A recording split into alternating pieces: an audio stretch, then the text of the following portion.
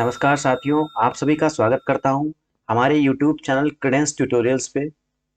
दोस्तों, आज हम देखेंगे आरओ एआरओ एग्जाम से रिलेटेड टेस्ट पेपर 5 को, जिसमें कॉमन पोर्शन को कवर किया गया है। कॉमन में यूपी स्पेशल हुआ, बाकी जनरल अवेयरनेस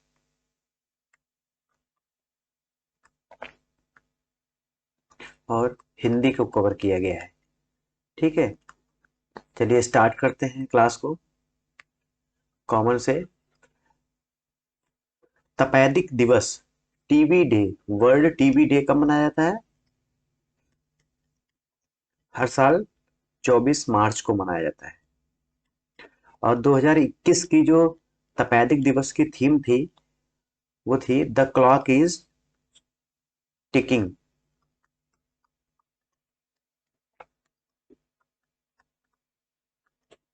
ठीक है, तो ये थीम पूछ ली जाती है। तपेदिक दिवस की जो वर्ल्ड टीबी डे है, उसकी थीम क्या थी इस साल की? 2021 की थीम क्या होगी? The clock is ticking. Next point देखते हैं। गौतम बुद्ध ने अपना प्रथम उपदेश सारनाथ में दिया था। तो गौतम बुद्ध ने सबसे पहले अपना उपदेश कहाँ दिया है? सारनाथ में। अहमद शाह ने अहमद शाह के शासनकाल में हिजड़ों एवं महिलाओं के एक वर्ग का प्रभुत्व था। तो अहमद शाह अब्दाली जो था, इसके शासनकाल में हिजड़ों और महिलाओं के एक वर्ग का प्रभुत्व था। नेक्स्ट पॉइंट देखते हैं। वंदे मातरम जो भारत का राष्ट्रीय गीत है, उसका प्रणयन बंकिम चंद्र चटर्जी ने अपनी पुस्तक आनंद मठ में किया है। इसका पहली बार वाचन 1896 में कोलकाता में आयोजित आईएनसी, इंडियन नेशनल कांग्रेस के मंच में किया गया था। 1896 में सबसे पहली बार ये गाया गया है।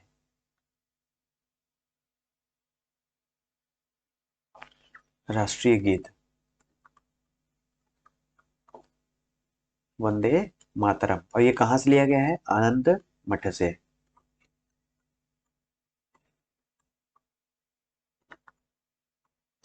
और इसके प्रणेता कौन थे? बंकिम चंद्र चटर्जी। बंकिम चंद्र चटर्जी या चट्टोपाध्याय।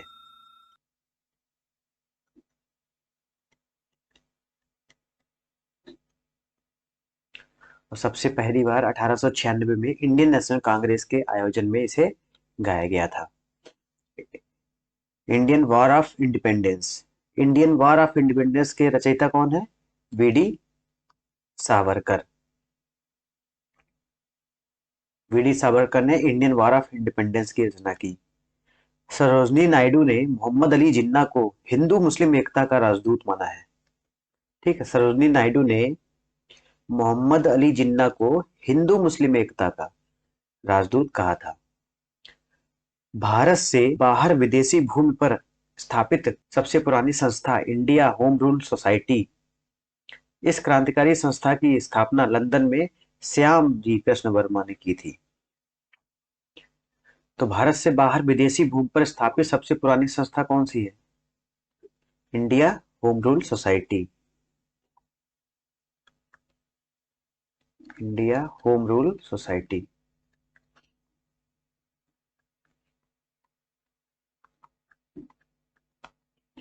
ये भारत के बाहर किसी विदेशी भूमि पर स्थापित सबसे पुरानी संस्था है। इस संस्था की स्थापना किसने करी? लंदन में श्याम कृष्ण जी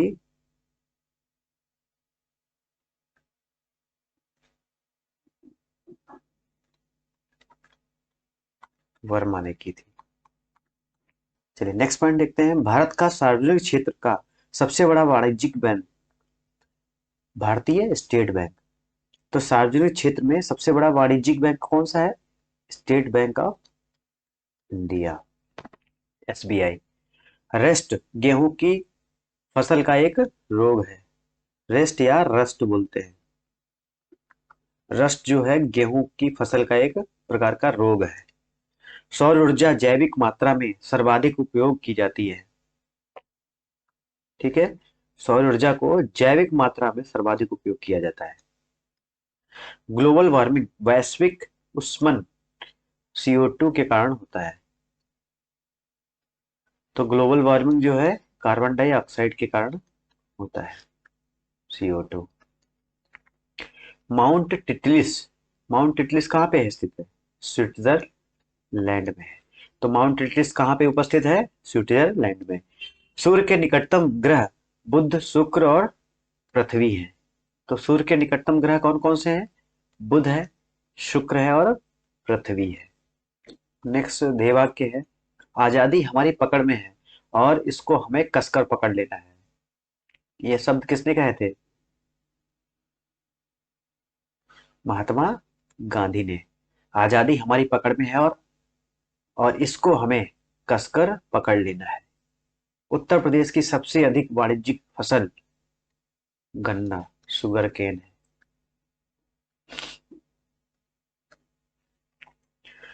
गाजर में मुख्य रूप से विटामिन ए पाई जाती है। ठीक है, गाजर में विटामिन ए की मात्रा पाई जाती है।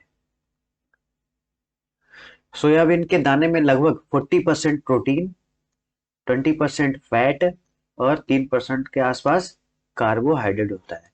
तो सोयाबीन में 40% प्रोटीन, 20% वसा या फैट और 3% कार्बोहाइड्रेट।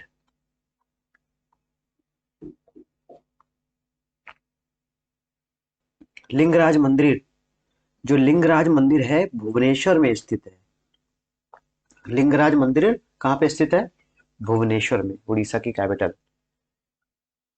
सिंधु घाटी सभ्यता के लोग घोड़ों से अपरिचित थे और इसका अंकन हड़प्पा की मोहरों पर नहीं मिलता है। तो सिंधु घाटी सभ्यता में के लोग जो थे वो घोड़ों से अपरिचित थे। सिंधु घाटी सभ्यता का भारत में स्थित सबसे बड़ा स्थल राखी गढ़ी। ठीक है, राखी गढ़ी सिंधु घाटी सभ्यता का भारत में स्थित सबसे बड़ा स्थल है। महाराजा रणजीत सिंह सुकरचकिया मिसल के थे। उनकी राज्य की राजधानी क्या थी? लाहौर। तो सुकरचकिया मिसल के कौन थे? राजा रणजीत सिंह। और ये इनके राज्य की राजधानी थी Lahore. Asiatic Society of Bengal के संस्थापक sir William Jones. Sir William Jones Asiatic Society of Bengal के संस्थापक थे।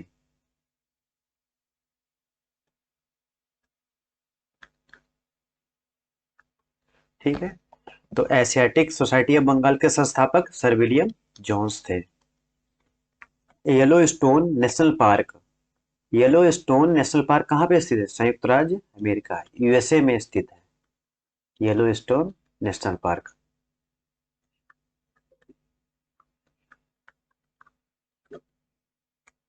स्ट्रॉम्बली, स्ट्रॉम्बली ज्वालामुखी यह एक टाइप का जागृत एक्टिव ज्वालामुखी है, एक्टिव वोल्केनो है।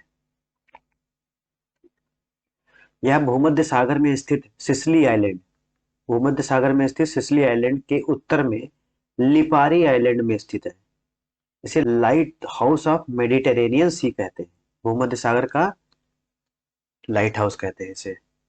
नेक्स्ट पॉइंट देखते हैं, राज्यसभा के सभापति का कार्य उपराष्ट्रपति द्वारा संचालित किया जाता है जबकि वह राज्यसभा के सदस्य नहीं होते हैं। नेक्स्ट पॉइंट है, वेरी इंपॉर्टेंट पॉइंट है, पंचायती राज का मुख्य उद्देश्य लोगों को विकास मूलक प्रशासन का भागीदार के योग्य बनाना है। तो लोगों को विकास मूलक प्रशासन का भागीदार बनाना है, पंचायती राज सिस्टम का मुख्य उद्देश्य है। नेक्स्ट पॉइंट है, SIDBI small industrial development bank of India की स्थापना 1990 में की गई थी। सिडबी की स्थापना 1990 में की गई थी। आर्टिकल 280 280 आर्टिकल क्या कहता है? हर पांचवें वर्ष की समाप्ति पे राष्ट्रपति एक वित्त आयोग, फाइनेंस कमीशन को नियुक्त करेगा।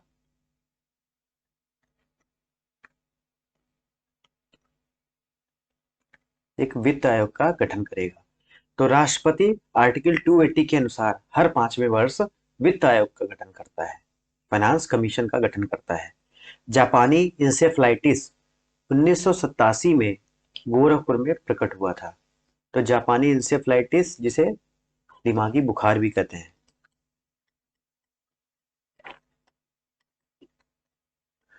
1987 में गोरखपुर में इसके पहले केस पाया गया।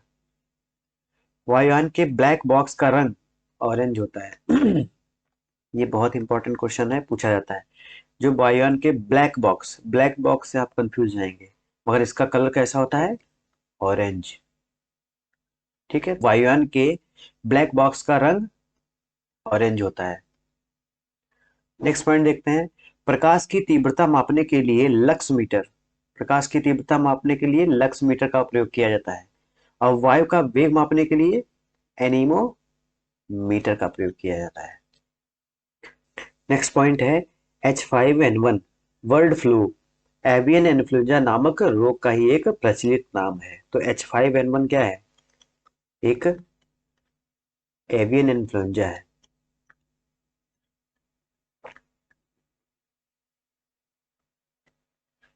जिसे वर्ल्ड फ्लू भी कहा जाता है।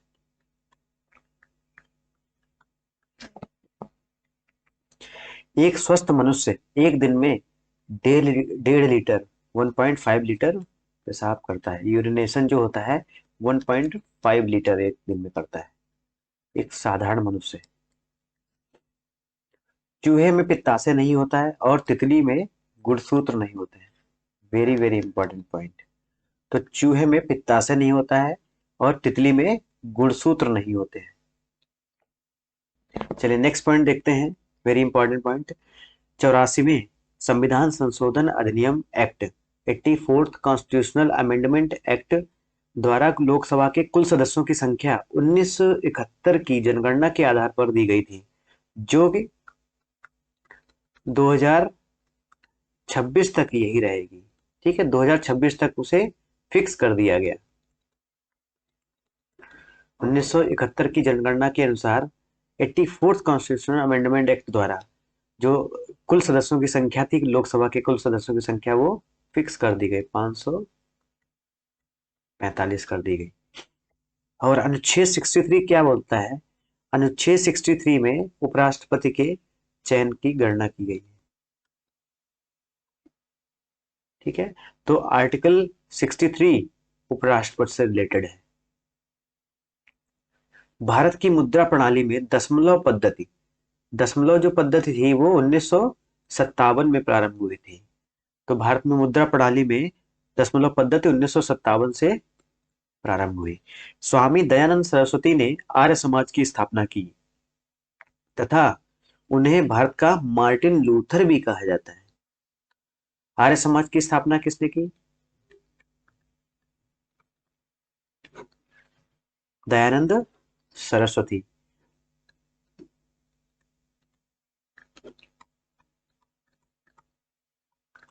और इन्हें ही मार्टिन लूथर ही कहा जाता है, भारत का मार्टिन लूथर। तथा इन्होंने बोला कि वेदों की ओर लौटो। इन्होंने कहा था वेदों की ओर लौटो, आपको वेदों की ओर वापस आना है, इनका ये नारा था। तो आर्य समाज की स्थापना दयानंद सरस्वती ने। इन्हें भारत का मार्टिन लूथर भी कहा जाता है और इन्होंने ही कहा था कि वेदों की ओर लौटो। अब देखते हैं हिंदी, कुछ पर्यायवाची शब्द हैं, इनके बारे में देख लेते हैं। सिंह, सिंह का पर्यायवाची पुंडरीक, नाहर, केसरी और मृगेंद्र। सूर्य का प्रभाकर, सविता, दिनमणि और कमल बंधु। सांप का पर्यायवाची उरग, पन्नग, नाग, सांप और सरीसृप। ठीक है, पन्नग और उरग याद रखिए, नाग और सांप और सरीसृप आप ऐसे याद होगा। सोना का स्वर्ण, हाटक और जातरूप। स्वर्ण, हाटक और जातरूप सोना का। समूह का, दल, झुंड और निकट। समुद्र का, उदधि, पयोनिधि, आर्णव, जलगांव और वारिस। वृक्ष का, बिटप, द्रुम, पादप और साखी। ठीक है दोस्तों। अनेक शब्दों के स्थान पर एक शब्द। बिना देख रेख का जानवर, अनेर। ये 10 क्वेश्चन आते हैं आरो यारो में। और हिंदी में पर्यायवाची के भी 10 आते हैं। शुद्ध अशुद्ध के भी 10 क्वेश्चन आते हैं। शुद्ध, अशुद्ध, 10 क्वेश्चन आते हैं शब्द विलोम से। विशेषण विशेष से हुआ, ये भी 10 क्वेश्चन आते हैं। तो 60 नंबर की हिंदी आती है, 10-10 क्वेश्चन।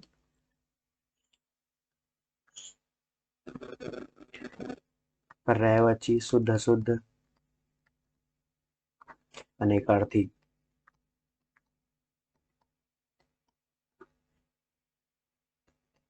नेक्स्ट पॉइंट है, एक व्यक्ति की शासन सत्ता, अधिनायकवाद। वह स्त्री जिसका पति दूसरा विवाह कर ले, अद्यूढ़ा। वह स्त्री जिसका पति दूसरा विवाह कर ले उसे अद्यूढ़ा कहते हैं।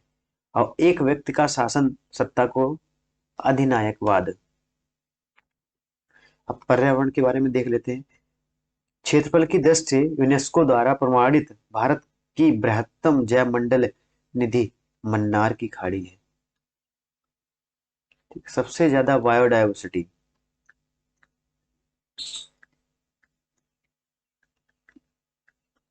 जैव मंडलीय निधि जो है वो मन्नार की खाड़ी में स्थित है। भारत में जैव विविधता की दृष्टि से सबसे धनी पश्चिमी घाट है।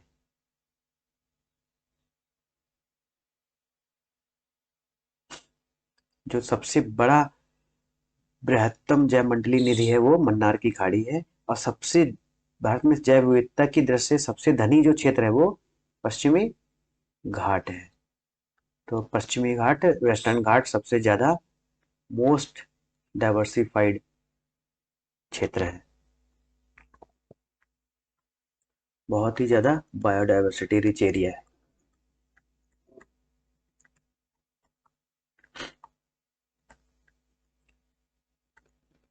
नेक्स्ट पॉइंट देखते हैं, राजीव गांधी राष्ट्रीय उद्यान किधर है? कर्नाटक। राजीव गांधी राष्ट्रीय उद्यान कर्नाटक में स्थित है। नवाबगंज पक्षी विहार उत्तर प्रदेश के उन्नाव में स्थित, उत्तर प्रदेश के उन्नाव में स्थित है। सुंदरी नामक वृक्ष, सुंदरी नामक जो वृक्ष है सुंदरवन में पाए जाते हैं। टुमारोज बायोडाइवर्सिटी, वंदना शर्मा की बुक का नाम। स्टेपी जलवायु की सबसे बड़ी विशेषता उच्च वार्षिक तापांतर है। जो स्टेपी जलवायु क्षेत्र है उसकी सबसे बड़ी विशेषता क्या है? उच्च तापांतर है, वार्षिक तापांतर। कहीं ठंडी हो जाएगी, कहीं गर्मी हो जाएगी, तो टेम्परेचर डिफरेंस सबसे ज्यादा है। वन सप्ताह कब मनाया जाता है? 1 जुलाई से 7 जुलाई के मध्य, वन सप्ताह महोत्सव। जो national bureau of genetic plant कहाँ स्थित है? नई दिल्ली में। National bureau of genetic plant नई दिल्ली में स्थित है। अब देख लेते हैं उत्तर प्रदेश विशेष के बारे में। उत्तर प्रदेश में आलू का रिसर्च सेंटर कहाँ पे स्थित है? मेरठ में। आलू का रिसर्च सेंटर मेरठ में। वर्तमान में विधान परिषद की कुल संख्या 101 है। लेजिस्लेटिव काउंसिल,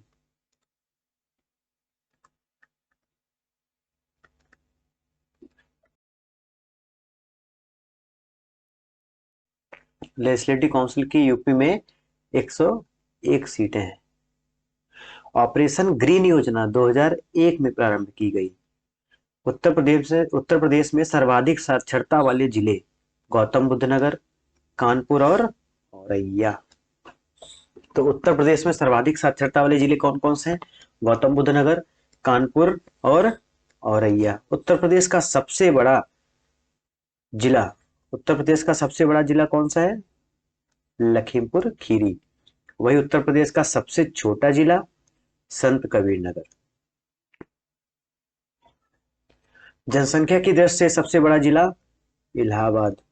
वही जनसंख्या की दृष्टि से सबसे छोटा जिला महोबा। जनसंख्या की दृष्टि से सबसे बड़ा जिला इलाहाबाद और जनसंख्या की दृष्टि से सबसे छोटा जिला महोबा है। उत्तर प्रदेश की साक्षरता 67.7, जिसमें पुरुषों की कितनी है 77.3% मेल कैंडिडेट की, और फीमेल महिलाओं की 57.2%। चुर्क जो है सीमेंट उद्योग के लिए प्रसिद्ध है। चुर्क स्थान जो है यूपी में वो सीमेंट उद्योग के लिए प्रसिद्ध है। फिरोजाबाद चूड़ियों के लिए, फिरोजाबाद चूड़ियों के लिए। अलीगढ़ तालों के लिए। वही मेरठ खेल के सामान के लिए प्रसिद्ध है। ठीक है, यहां तक किसी को डाउट, अगर किसी को डाउट है तो आप कमेंट सेक्शन में कमेंट कर सकते हैं। चलिए क्लास को यही समाप्त करेंगे और आशा करते हैं कि आपको ये लेक्चर अच्छा लगा होगा। अगर अच्छा लगा है तो मेरे चैनल को सब्सक्राइब कीजिए, शेयर कीजिए और बेल आइकन दबाना बिल्कुल मत भूलिए, जिससे कि आपको नए से नए वीडियो की नोटिफिकेशन सबसे पहले मिलती रहे। जय हिंद, जय भारत, नमस्कार।